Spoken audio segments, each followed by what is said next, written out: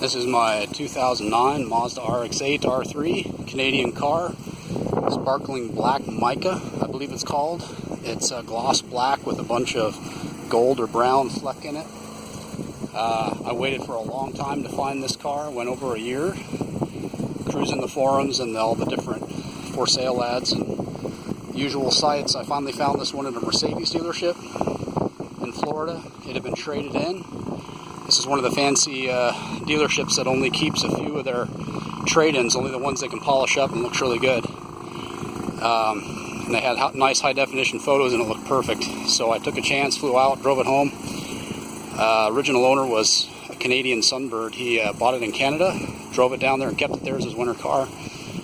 I think he only ever used the driver's seat. The passenger seat looked unused, trunk looked unused.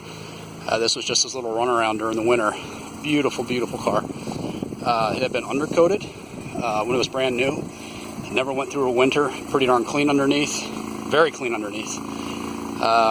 Really the only flaws with it are some minor exterior cosmetic flaws. There's a little dimple here. There's a few little rock chips and stuff on the back more than the front, oddly enough. There's one or two little dings in the body I'll try to find that are really difficult to find unless you're looking for them. There we go, there's one in the hood. I've touched up a few of them as best I can. Right now the car isn't perfectly clean. I washed it probably 4 weeks ago was the last time. I think there's one more minor door ding I can't find right now. But I've kept it in the garage the whole time. Usually drive it once or twice a week. The description of all the mods I put in there is on the listing. I put spacers on the wheels. This is the stock exhaust with the BHR catless mid-pipe. Did a little bit of stuff to the stereo, changed the engine mounts and the transmission or the differential mount in order to firm up the feel a little bit. The stock feel has got rubber bushings, and I just wanted to firm that up a little bit. Very minor things in order to make it just a little bit more so. I did put a little bit of fat mat sound deadening in it, so it's nice and quiet inside.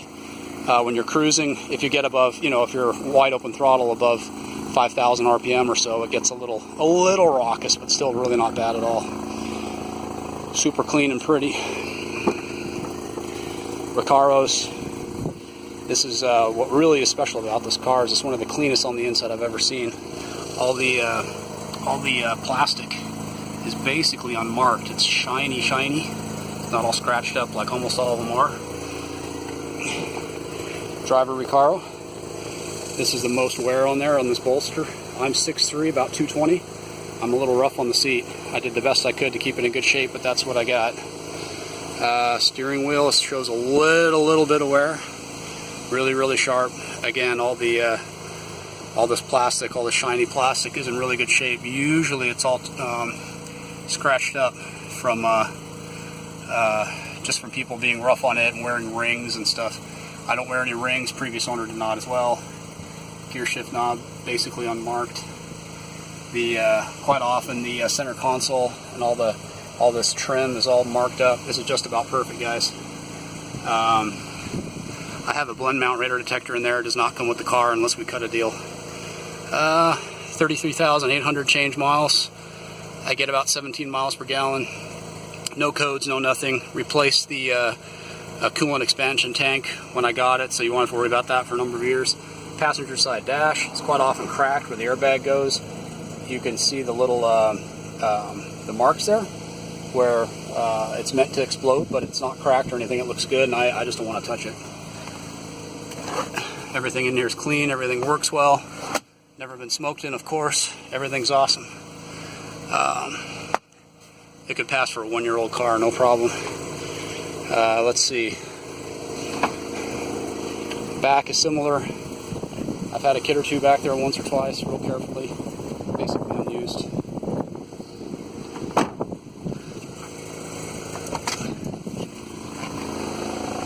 Trunk is a trunk. Nothing too special about it. I have a car cover back there that I actually just use for carrying stuff if I happen to carry something that I don't want it to roll around or whatever.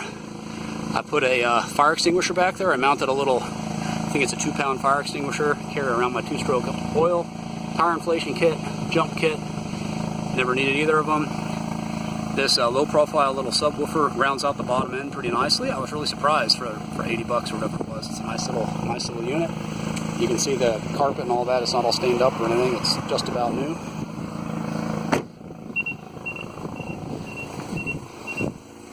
The stock keyless entry. Got both keys.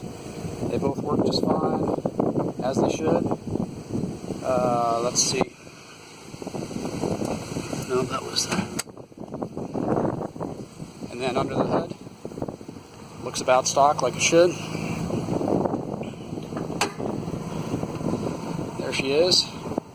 The only thing really under here you'll see is the wiring for the amplifier, 8 gauge with a nice big fuse in there. Just all the stock Mazda fluids and so forth. Haven't done anything crazy in here. I run the stock air filter, everything.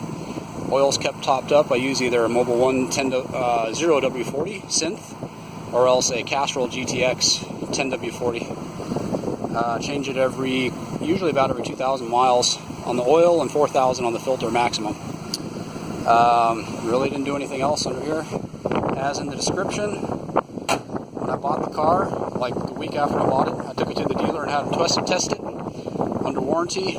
The numbers came back consistent but low, and so they gave me a new engine. I'm pretty sure the engine was fine, it just needed to be revved out a few times, but they gave me a nice new reman. I got one of the good remans. It's a strong engine. All the documentation's in the for sale listing. If you're still watching, you're really interested, give me a call. I want this to go to an owner. As you can tell, I'm pretty passionate about it. These are special cars. Give me a ring. Let's work a deal. My name's Alex. Bye.